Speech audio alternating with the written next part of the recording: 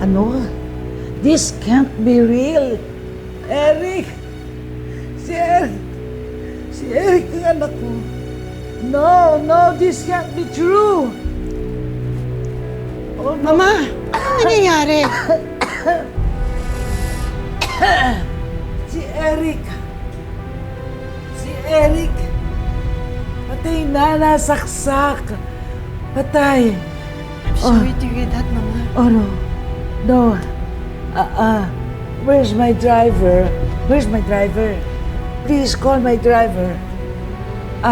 Yung yaya ko nasaan? Hello? Hello?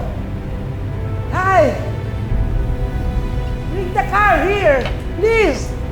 Please, come on!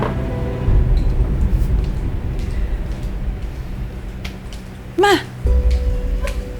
Bakit nagmamadali si Lola? What happened? Well. Ang long lost Tito Eric mo, patay na.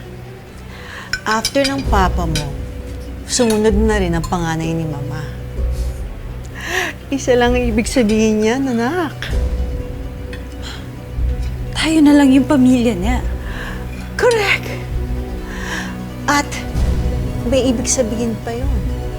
Lahat ng assets and properties ng lola mo, sa'yo mapupunta. Susunod na rin ang matandang yun sa mga anak niya. Di ba ang saya? Hoy, ilabas nyo na yung iba dyan! Labas nyo na lahat yan! Ay, sa amin. Kakamatay lang ng papa ko. Huwag nyo naman kami palayasin. Bigyan nyo naman kami kahit unting palugit lang po. Palugit! Hoy! Kahit buhay pa yung tatay nyo, malaki na ang utang nyo sa akin! Ilang buwan ko na kayong pinagpapasensyahan, pero ibang usapan na ito ngayon! Kailangan ko rin ng pera, no? Tessa, wag mo na kami paalisin. Wala kami matutuluyang iba eh. Ano ka po rin? Pasensyahan tayo!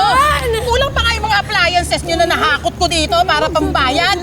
Saka meron nang lilipat dyan sa Lunes agad dahil nagbayad na sa akin ng 2 months advance, kaya boyos na! Boyos na! Huwag niyo man kayo manakit! Ang ate kasi! May karapatan ho kami. Wow! Bakit? Abogado ka? Ha? Oy! Pabigat kang bata ka. Peste ka. Nangangarap ka pang maging abogado. Kahit isang tuka lang naman kayo. Oy! Pagbalik ko rito, ayusin nyo lahat yan, ha? Wala na kayo dito, ha? Gigil nyo ako, mga buwisit. Labas nyo lahat yan! Mga to?